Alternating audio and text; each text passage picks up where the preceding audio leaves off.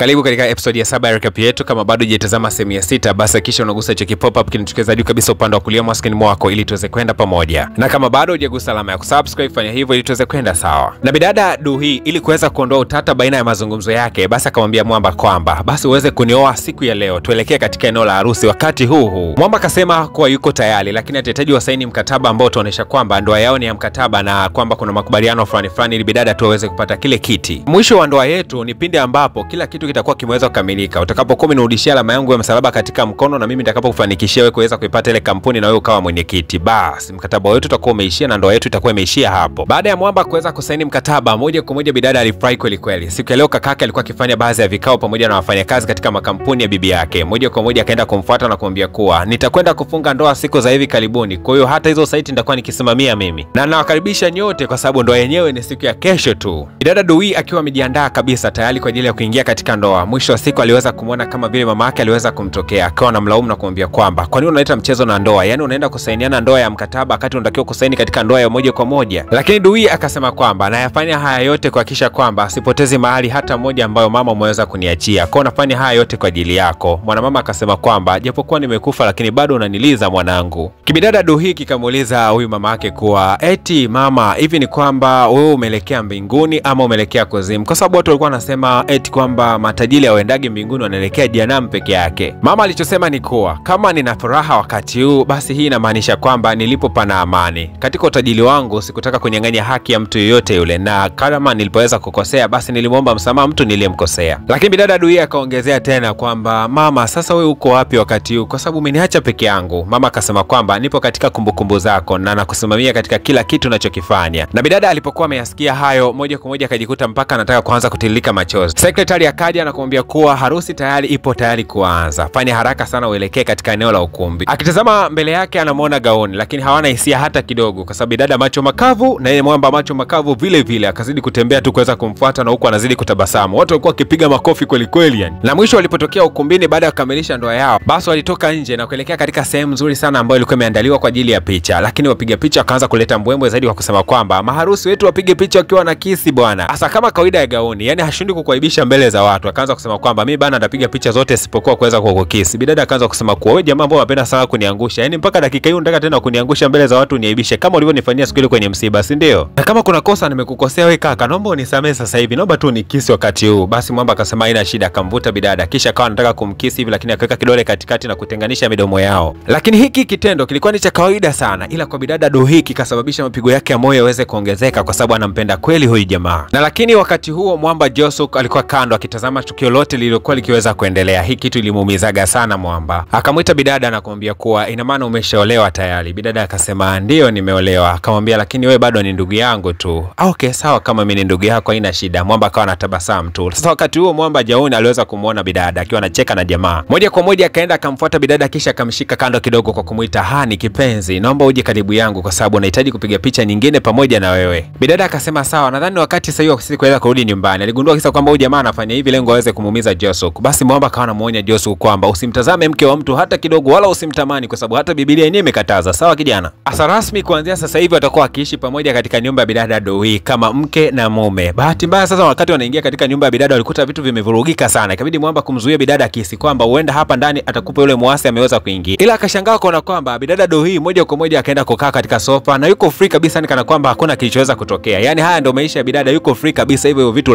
lafu mchafu hata eleweki yani. Mwamba akasema ndo maana sikufunga ndoa ya kweli na wewe kwa sababu mimi wanawake wachafu kama wewe sinaga kabisa ubinao. Moja kwa moja akamshika bidada mkono na akaanza kusafisha nyumba kichawi. Mwamba baada ya kutolewa nje na bidada alikuwa haamini kabisa maisha yake. Akaamua siku leo aanze kumtafuta huyu Mwamba Gaon. Katika kumpeleza pesa katika mitandao akagundua kuwa kampuni yake ilianzishwa mwaka 1977. Na jina la mwanzilishi wa kampuni ya Gaon ni yeye mwenyewe Gaon. Sasa kitu hapa kinamshangaza huyu jamaa. Mbona umri wake udogo ni kama ufanani kabisa na yeye kuanzisha kampuni ya mwaka 1977? Huku nyumbani vituko kama vyote, wanandoa hawa bana. Huyu akilala huku mwingine analala huku. Wanaogopana wakati mwingine huyu akienda kuoga tu kidogo anajifunika manguo kama vile nini sijui. Nyakati za usiku licha kwamba walikuwa wamelala katika vyumba viwili tofauti, lakini wote walikuwa wakipitia wakati mgumu sana katika kupata usingizi. Mpaka mapema na alfajiri ilipoweza kutimba. Mwamba anashtuka mishale hiyo ya saa 12:30 alfajiri anagundua kwamba kuna mtu alikuwa anagonga vitu pale sebleni. Kuja kutazama ni bidada anakunywa maziwa karibia lita 1 hivi alafu anakomoa vitu kama vyote yani. Bidada Duhi akaanza kumuuliza Mwamba, vipi bana, naonekanaje asubuhi? Kwa sababu wao wanasemaga kwamba ukitaka kuona ule urembo wa bidada mtazame nyakati za asubuhi. Jamaa akasema kwamba sasa ndo unaje urembo wako wakati sikupendi naye bana, hiyo acha masiala yako bana. Haya sawa kaka mkubwa. Basi wiki hii nataka bana nikampeleleze yule mdogo wangu wa mwisho yule No Dojong. Na hisi kama huyu anashirikiana na mtu ambaye ni mhalifu, kwa sababu aliweza kuniuliza kwamba alama yangu ya msalaba katika mkono ni nzuri sana. Na bidada wakati anakwenda kumchunguza mdogo wake ili asiweze kutambulika, basi akawa anajaribu nguo tofauti za kuweza kuficha sura yake ili asiweze kujulikana na watu wote. Lakini mwamba gauni akasema kwamba kwa nini utumie nguvu nyingi kiasi hicho, yani unahangaika hivyo? Hebu acha bana, usipeke kabisa manguo hayo, twende zetu bana. Mwamba alipomshika bidada moja kwa moja akajitokeza katika mabafu ya kiume, na huko aliweza kumkuta mwamba akiwa anajisemesha peke yake akisema kuwa kumuua mtu si issue kabisa na naweza nikamuua mtu yoyote kwa wakati wote ule. Basi wakaanza kumfuatilia kila sehemu mwamba anayokuwa anaelekea, kwa sababu ameamua kumvalia njuga huyu mtu, lazima wamchunguze vizuri. Lakini kumbe bwana mdogo alikuwa akielekea katika masehemu fulani hivi ambayo huwa kuna makabati ambayo yanahifadhi vitu, lakini pia kuna kisehemu kidogo sana cha kuweza kupigia picha. Lakini yeye akawa ameelekea moja kwa moja katika kabati fulani. Alipokuwa akifungua ghafla tu kuna picha ilikuwa imejipiga, kwa sababu hawa wawili walikuwa wamejificha katika chumba ambacho kinapiga picha za automatic. Walipokuja kushtukia kwamba No Dojong alikuwa anakuja katika mitaa hiyo, ikabidi kutaka kufanya kuteleport, yani kupotea katika maeneo hayo, lakini kwa bahati mbaya akagundua kuwa uwezo wake ulikuwa ufanyi kazi. Hasa No Dojong akazidi kusogea hapa kwa sababu amesikia kwamba picha ni kama ilikuwa inapigwa. Moja kwa moja alipokuwa ameingia, ikabidi mwamba gauni aweze kumkisi tu bidada kwa uhalisia kabisa ili ionekane kana kwamba kuna wapenzi walikuwa wanafanya romance mitaa hii. Kwa tamaduni za Wakorea ukiwakuta watu faraga, basi unapaswa kuificha sura yako ama mwenyewe kujificha. Lakini kibongobongo hapa mtoto wa watu angekodoa macho mpaka angesubiria show nzima iweze kuisha. Lakini baada ya hapo dogo No Dojong ni kama alikuwa ameshtukia kitu fulani hivi, lakini mwisho wa siku akaamua kuondoka. Lakini bidada baada ya hapo akaanza kumtafuta mwamba kwa sababu anatakiwa kumfuatilia mpaka mwisho. Mwamba kaenda kuchukua ile picha alikuwa amepiga na bidada. Bila kucheki hivi picha ikawa imepigwa pale kipindi hicho na kisi bana. Mwamba ikabidi kuichukua ile picha na kuificha mfukoni. Lakini bidada Dui alikuwa ameenda katika ile loka ambayo yule mwamba alikuwa ameweza kutokea. Akagundua kwamba kulikuwa kuna kitu mule ndani, ila kuna mtu mmoja alikuja kama ombaomba hivi na kuanza kucheka. Ikabidi mwamba gauni kuweza kumtoa bidada na kuondoka katika eneo hili. Lakini huyo ombaomba bana, kabla ya kuondoka akasema kwamba kuna joto kubwa sana leo, lakini itakwenda kupotea si muda mrefu. Alipokuwa anatoka katika lile eneo akamwomba bidada kwamba ajichaji mwili wake kwa sababu ajihisi vizuri kidogo. Baada ya bidada kuweza kumchaji, lile ua leo alikuwa amelishika katika mkono wake likawa limeweza kustawi. Lakini mwamba akajisikia vizuri sana na kuona kwamba hali ya hewa ilikuwa imetulia sana. Lakini wakati tu ameweza kuondoka na kuliweka lile ua kando, lile ua likawa limeweza kunyeuka wakati huo kabisa yani. Bado harakati za bidada kuweza kumtafuta mdogo wake na kutaka kujua nini ambacho anakifanyaga hasa nyuma ya pazia zikawa zinaendelea, na mwisho wa siku akawa amejificha sehemu kuweza kumchungulia mdogo wake. Naye mwamba gauni akatimba mitaa hiyo kuanza kuchungulia, lakini alipokuwa bidada amegeuza macho yake kuanza kumtazama mwamba, anakumbuka tukio lile la kuweza kukisi katika keki banda cha pili. Bidada anamtazama mwamba kwa aibu kweli, na mwisho wa siku akaamua kurudi nyumbani. Lakini alipokuwa amerudi nyumbani, mwamba akawa anataka kujitafakari ni kwa nini wakati ule alipokuwa katika keki banda cha picha alishindwa kuteleport, yani kwa maana ya kupotea katika kile kibanda. Na kwa lugha nyepesi tu ni kwamba ni kwa nini uwezo wake umezidi kupungua siku hadi siku. Lakini kuna kitu akakumbuka kwamba siku ambapo alama ile iliweza kubadilika kutokea katika mwili wake kwenda kwa mwili wa bidada ndio siku ambapo hata nguvu zake zilikuwa zinapata shida sana kuweza kumtii. Lakini akakumbuka kwamba hapana, ni kutoka siku alipokutana na bidada hata kabla alama haijaweza kubadilishana. Kwani hata siku alikuwa amepata ajali ile mpaka akadumbukia katika maji ni baada ya kusnapu vidole vyake na ile gari haikuweza kabisa kusimama. Kwa hiyo tatizo lilianza siku ambayo nilikutana na wewe. Hata hiyo alama ingekupo kwangu, lakini kukutana wako mimi na wewe inaonekana shida bado ingeendelea kutokea kama kawaida, kwa sababu shida hizo mimi nilianza kuzipata kutoka siku ya kwanza kabisa ile. Bidada akaanza kumuuliza mwamba, kwa hiyo sasa unanilaumu kwamba kwa nini ulikutana na mimi au sio Lakini mwamba hakutaka kabisa mabishano na bidada, akawa ameondoka katika eneo lile. Bidada akawa anajilaumu sana na yeye pia kukutana na hii jamaa kwa sababu linamtesa sana moyo wake. Hasa mwamba katika harakati za kumpeleza huyu mwamba gauni, basi alikuja kugundua kwamba jamaa alikuwaga na sura ya ujana kutoka mwaka 1977 wakati anazindua kampuni yake. Huku nyumbani jamaa sasa ndo anahamia mazima kwa bidada kwa sababu wao wameshakuwa na ndoa, kwa hiyo wanapaswa kuishi pamoja. Jamaa ana vitu vingi yani mpaka huko ndani kwa bidada havitoshi yani. Bidada ikabidi kumuita mwamba Chobingo na kwanza kumwambia kwamba ni kweli sisi ni wanandoa, lakini mwanangu vitu ulivyokuja navyo ni vingi sana. Sikumbuka sasa tunaishi wawili tu, alafu unakuja na vitu lundo nzima, container nzima hilo. Mwamba akasema sasa ndio vitu vyangu ambavyo mimi bila hivyo siwezi nikaishi. Bidada akasema bana toka zako. Basi akawa amemfukuza na kumtoa na vitu vyake vyote. Mwamba akachoka kabisa kwa sababu alikuwa amempigia simu mshikaji wake Batha na kumwambia kwamba naomba bana ukanichukulie vitu vyangu vyote, ila sasa hivi anataka kumwambia kwamba naomba ukavirudishe vitu hivyo vyote. Batha akasema nachoka mimi Clemence Mwandambo, nachoka mimi. Lakini pia Batha akamwambia jamaa kwamba kuna taarifa moja ambayo sio nzuri. Yule bidada ambaye alikuwa anakupenda sana katika ule mchezo wetu wa kudance, basi leo ameweza kutoweka na hayupo kabisa mara baada ya kusikia kwamba wewe umeoa. Hasa siku ya leo mwamba Juthok akaamua kumpigia simu bidada na kumwambia kwamba nina jambo la muhimu sana ambalo nataka kuzungumza na wewe private kabisa na usije na mwamba gauni. Juthok akamuuliza bidada swali moja tu, hivi unamjua kiasi gani huyo jamaa kabla hujaweza kukubaliana naye kuweza kuoana naye? Dada akasema kama kujuana sidhani kama ni faida kubwa zaidi, nadhani faida kubwa ni pale ambapo tunaishi pamoja kwa upendo, ndicho kitu nilichokuwa nakitafuta katika maisha yangu. Basi mwamba Juthok akaingia mfukoni mwake na akaitoa picha inayomwonyesha mwamba akiwa katika kipindi cha mwaka 1977. Hasa unadhani nini ambacho kitakwenda kujiri? Kusiti kubaki na mimi ukiwa umegusa alama ya kulike. Kumbuka kwamba kila tunapofikisha like 100 basi tunatoa episode inayofuatia mbele. Asante sana kwa wote ambao umekwisha kugusa alama ya kusubscribe, na kama hujafanya hivyo unaweza kuhakikisha kisha kugusa alama ya kengele.